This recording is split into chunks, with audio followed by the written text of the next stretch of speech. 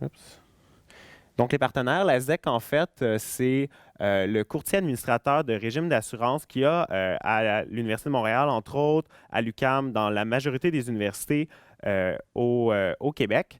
Puis, a fait beaucoup d'initiatives sociales un peu comme ça, dans l'objectif, en fait, euh, d'améliorer les conditions de vie aussi des étudiants. Sans oui, c'est non, vous le connaissez sûrement, c'est un organisme à but non lucratif qui vise à prévenir puis à sensibiliser sur les violences à caractère sexuel dans le milieu universitaire et collégial. Et il y avait Ni viande ni objet, qui était aussi une campagne qui était faite par les étudiants de l'Université de Sherbrooke, qui était avec nous au départ, mais qui aujourd'hui n'existe plus. En tout cas, le matériel existe, mais il n'y a plus personne qui s'en occupe. Donc, aujourd'hui, on ne travaille plus beaucoup avec eux. Pour ce qui est de l'initiative en tant que telle a deux objectifs. Assurer une protection adéquate des personnes qui auraient besoin d'aide dans les bars qui participent à l'initiative. Et bien entendu, ben, de prévenir contre les violences à caractère sexuel dans les milieux fréquentés, dans les milieux de bars fréquentés par la communauté étudiante. Pour atteindre ces objectifs-là, en fait, on a créé, comme je l'ai dit, une campagne visuelle qui se décline de vraiment plusieurs façons. Je vais en parler un peu plus tard. Fait que tout ça est vraiment facile à reconnaître euh, pour les étudiants. Pour qu'il y ait quelque chose qui soit uniforme dans tous les bars, que dans tous les bars qui sont accrédités par l'initiative, que la prise en charge soit faite de la même façon, on a décidé de mettre en place un protocole, en fait, qu'on enseigne, qu'on informe, en fait, les bars pour que tous les barman qui viendraient à l'aide d'une personne qui aurait besoin d'aide, qui voudrait sortir d'une situation, le fassent tout de la même façon pour les amener dans un lieu sécuritaire pour s'assurer que la personne soit correcte puis reparte sans lui avoir posé de questions sur ce qui s'est passé, puis en lui donnant accès aux ressources qui sont disponibles par la suite. Donc, plus précisément, le protocole, ben, il se compose de 4 étapes pour les bars. Fait que la première chose qu'on demande quand quelqu'un va commander un Angelot au bar, c'est le membre du personnel, en fait, demande à la personne si elle souhaite le suivre dans un lieu sécuritaire, dans un safe space qu'on a établi dans tous les établissements dans lesquels on a euh, implanté l'initiative. Fait que souvent, ça va être le bureau du gérant ou un entrepôt assez reculé en backstore pour que ça soit en retrait pour que la personne puisse décompresser. Si la personne à ce moment-là désire ne pas suivre le barman, on dit simplement de leur remettre une carte ressource où il y a le numéro 1-800 de la ligne gouvernementale, en fait 24/7, qui peut aider toutes les victimes de harcèlement, d'agression sexuelle. Fait qu'on leur demande de faire ça. Il y a beaucoup de monde qui le commande souvent, puis c'est vraiment l'objectif de l'initiative, seulement pour que le barman continue de garder un œil sur ce qui se passe ils ne veulent pas nécessairement de l'aide immédiatement, mais que pour que s'il y a quelque chose, si la situation évolue, ben, le barman a un contact sur ce qui se passe. Si la personne décide de suivre le barman ou ben, le membre du personnel en général, dans le safe space, on lui demande en fait de l'accompagner dans ce safe space-là, d'ensuite lui expliquer que c'est un lieu sécuritaire, qu'elle n'a pas besoin de s'expliquer, de lui donner de l'eau, puis de s'assurer que euh, d'être à l'écoute si la personne a quelque chose à dire. On demande vraiment très précisément aux membres du personnel de ne pas poser de questions sur la situation en tant que telle. On ne veut pas faire d'eux des intervenants. On veut vraiment seulement, uniquement, qu'ils prennent la personne, qu'ils la sortent de la situation pour qu'après ça, ils soient redirigés vers les bonnes ressources. Fait que c'est ça qu'on demande. À la fin de cette intervention-là, on demande aux membres du personnel de faire ce que la personne demande. Fait que, est-ce qu'elle veut un taxi? Est-ce qu'elle veut appeler un ami? Est-ce qu'elle veut aller chercher un ami dans le bar qui aurait été avec elle? Est-ce qu'elle veut appeler la police? Fait que vraiment, qu'est-ce qu'elle veut? Puis d'appliquer, en fait, ses demandes. Ensuite, on demande aux membres du personnel de remplir un petit rapport, c'est vraiment un one-pager, sur qu'est-ce qui s'est passé en termes d'intervention. Qu'est-ce que la personne a fait? Pas de détails sur la personne qui a demandé de l'aide, pas de détails sur la situation dans laquelle était prise si la personne a décidé d'en parler avec le membre du personnel. Nous, c'est seulement pour savoir, en termes de quantité, combien d'angelots ont été commandés, comment ils ont été pris en charge, est-ce qu'ils ont été bien pris en charge, est-ce qu'on a besoin de modifier notre formation s'il y a lieu, savoir si le staff était à l'aise de faire ça, quand est-ce que ça s'est produit. Donc, c'est uniquement pour ça. Bien évidemment, comme je le disais, comme je l'ai dit tout à l'heure, en fait, on accole des formations à toute cette initiative-là parce que, bien qu'on ne veut pas que les gens deviennent des intervenants, on veut qu'ils sachent quoi faire dans une situation comme ça. Donc, avec Sans oui, c'est non, puis Ni viande ni objet, on a travaillé sur 2 formations pour le personnel de base, excuse-moi. L'objectif de ces 2 formations-là est de sensibiliser les membres du personnel sur les violences à caractère sexuel, évidemment, de les informer sur le protocole, puis de faire en sorte qu'ils soient capables de l'appliquer. Fait que s'ils arrivent dans une situation, qu'ils fassent « OK, ben je sais que je dois l'amener dans un lieu sécuritaire, je dois lui donner de l'eau », tous les processus dans lesquels il doit passer. Et après ça, ben, adopter des attitudes adéquates. Fait que pas poser de questions, pas de faire de commentaires intrusifs, vraiment respecter la personne, puis de l'aider sans lui poser de questions. Ensuite, donc, les formations en tant que telles, la première, c'est une formation web qui est d'une durée d'environ 20 minutes, qui est composée de 4 capsules et d'un questionnaire. Fait que la première vidéo, c'est une introduction et définition à c'est quoi les violences à caractère sexuel. La deuxième, c'est mythes et réalités sur les violences à caractère sexuel. Fait qu'est-ce qui est une violence à caractère sexuel? Qu'est-ce qui n'en est pas? Qu'est-ce qui... c'était quoi l'autre chose que je voulais te dire? Attends, excuse-moi. Qu'est-ce qui... bon, je m'en souviens pas. Ensuite, c'est les 4 étapes du protocole, comme je vous ai parlé tantôt, donc pour que les personnes soient capables de l'appliquer convenablement. Et la dernière, ben, c'est les attitudes à avoir. Fait que, de dire à la personne qu'elle la croit, qu'elle est en sécurité, un peu dans toute cette idée-là. Après avoir visionné les 4 vidéos, tous les gens des bars, tous les membres du personnel de chacun des bars qu'on va accréditer doivent remplir le petit questionnaire qui est composé de 18 questions, si je ne me trompe pas. Puis, on demande en fait que les gens aient au moins 75% des bonnes réponses parce qu'on considère que le consentement, ça se comprend au complet ou ça se comprend pas.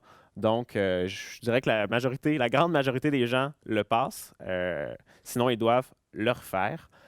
Donc, c'est ça pour les questions. Dans les questions, en fait, il y a aussi des mises en situation dans lesquelles on dit, bon, vous êtes dans un bar, il y a une situation quelconque. Quelles sont les situations, quelles sont les attitudes qui sont le plus adaptées pour ces situations-là? Puis là, ils doivent choisir des réponses, en fait. Oups. La deuxième, c'est la formation témoin actif que vous devez sûrement connaître. C'est une formation, en fait, qu'on a qui vient, grosso modo, en fait, de Sans oui, c'est non, du BIMH, qui est une formation qui se ressemble beaucoup, mais dans laquelle où on va mettre des situations qui se passent vraiment plus fréquemment dans des milieux de bar. Fait que, peut-être quelqu'un qui se ferait harceler, cruiser au bar, des gens sur les pistes de danse qui seraient trop insistants, des situations comme ça où on prend vraiment le temps de discuter avec les membres du personnel pour qu'ils soient capables d'avoir les outils et de savoir quoi faire, peu importe c'est quoi la situation qui se passe et qui aide une personne qui ait commandé un angelot ou pas dans ces situations-ci. C'est vraiment dans l'objectif que les personnes soient capables de repérer les situations avant qu'elles se déroulent, fait que justement pour éviter que les gens en viennent à commander un angelot, que les gens en viennent à avoir vraiment besoin d'aide, d'être capable avant d'aller dire est-ce que ça va ici, vous êtes sûr, vous êtes correct, ou avoir des eyes contact avec pour s'assurer que tout le monde, que la personne qui pourrait avoir besoin d'aide soit en sécurité. Pour ce qui est du matériel que j'ai parlé tantôt, ça se décline en fait de vraiment plusieurs façons. Celle de base, en fait, c'est les affiches pour les toilettes que les bars en fait affichent, soit dans les cabines, soit dans les cadres pour ça, dans les toilettes. Fait que, on a ces 2 types d'affiches-là. Tu ne te sens pas en sécurité, demande de l'aide au comptoir, commande un angelot pour te rendre dans un lieu sécuritaire, obtenir du soutien, avoir accès aux ressources. Tout ce matériel-là aussi a été fait en français, en anglais. En ce moment, il est implanté. Il y a beaucoup de bars, en fait, qui l'ont en français et en anglais parce qu'à Montréal, des fois, ils ont une population, une clientèle des 2 langues ou tout simplement comme le bar à l'Université Bishop où c'est majoritairement une clientèle anglophone, on a aussi du matériel uniquement en anglais. On a aussi du matériel vraiment plus personnalisé qu'on fait pour soit des bars, soit dans ce cas-ci, c'est vraiment plus pour des associations étudiantes parce qu'on fait aussi des partenariats avec eux. Je vais en revenir après. Donc,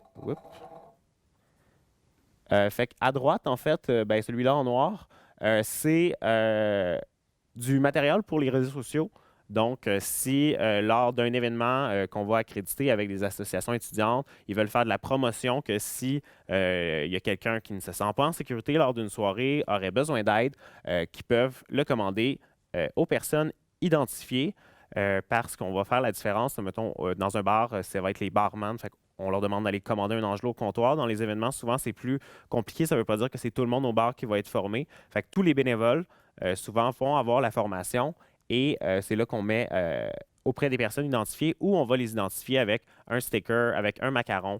On va s'assurer vraiment que tous les gens qui ont fait la formation soient identifiés.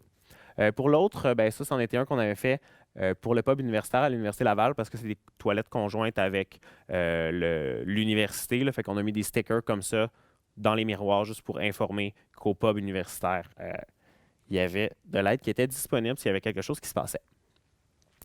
Ensuite, de ce que j'ai parlé tantôt, on a à gauche, en fait, les cartes ressources, c'est la carte en fait qu'on demande qui soit remise à toute personne qui qui viendrait commander un angelot ou simplement qui pourrait avoir l'air d'être dans une situation où elle ne se sentirait pas à l'aise. On donne vraiment une pile à chaque bar qui est accrédité pour que c'est quelque chose qui se glisse vraiment discrètement à une personne qui pourrait être pas sûre, en fait, si elle est à l'aise dans une situation. Donc, on en donne une pile, puis c'est la ligne, justement, 1-800 du gouvernement, en fait, qui est très facile à rejoindre.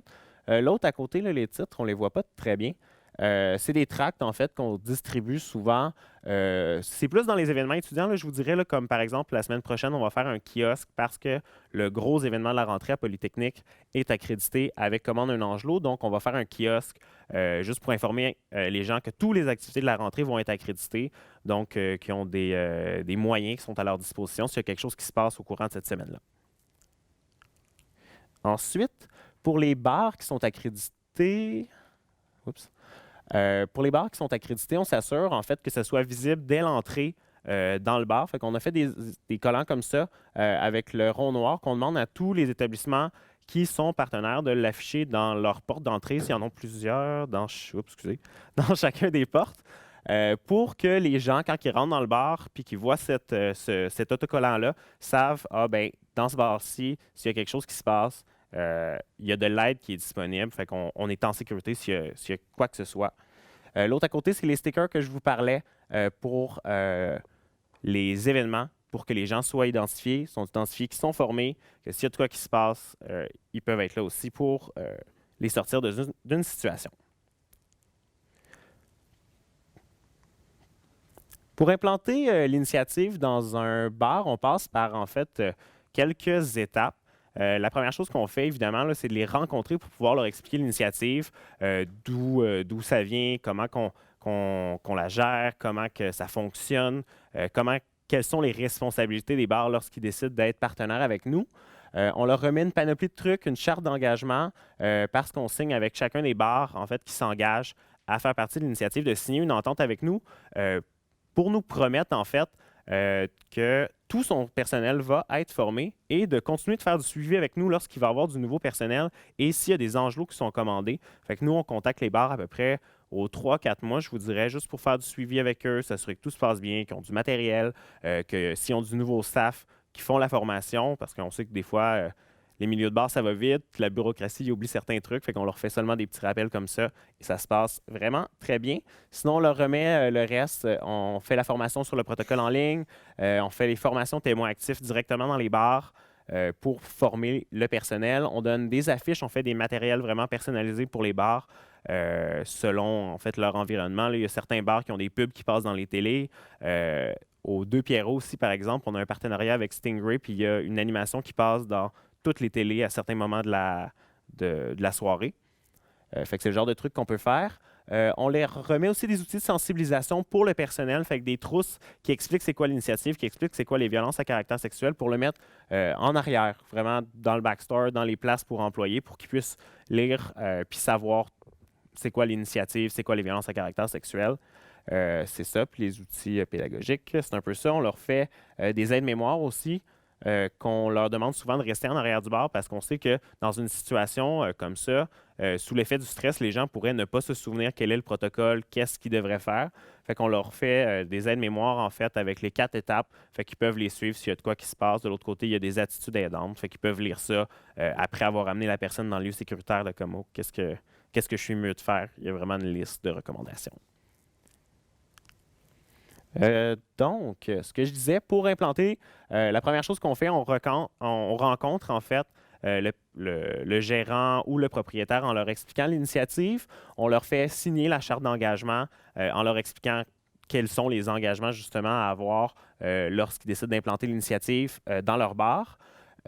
Ensuite, on leur demande de nous fournir une liste de personnel pour que nous, on puisse leur faire de suivi qui a fait la formation en ligne, qui ne l'a pas encore fait.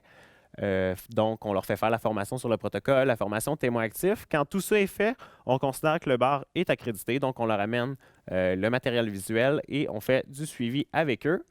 Et environ une fois par année, on leur envoie un client mystère. Donc, quelqu'un qui va aller commander un angelot lors d'une soirée assez achalandée pour voir s'ils vont mettre en place le protocole de la manière qu'on demande que ça soit fait et savoir s'ils ont posé des questions intrusives, vraiment si tout a été respecté comme on veut que ce soit. Après ça, nous, ça nous permet de faire des rétrospectives avec eux de « Ah, ça s'est bien passé, mais telle chose pourrait être améliorée. » Fait que ça permet justement de recentrer les choses si il y a quelqu'un qui l'aurait peut-être pas fait adéquatement, mais que ça serait bien passé sommairement. Donc, les bars partenaires, on est à près de 20 bars partenaires à travers le Québec. Là. Fait que là, vous en voyez, il y en a plusieurs à Montréal, à Québec, à Sherbrooke, à Gatineau. On en a un à Rouyn-Noranda, à Chicoutimi, à Saint-Hyacinthe, à Trois-Rivières. Fait qu'on en a vraiment majoritairement près des campus universitaires. Fait que près d'où la population étudiante se tient, d'où la population étudiante sort, justement.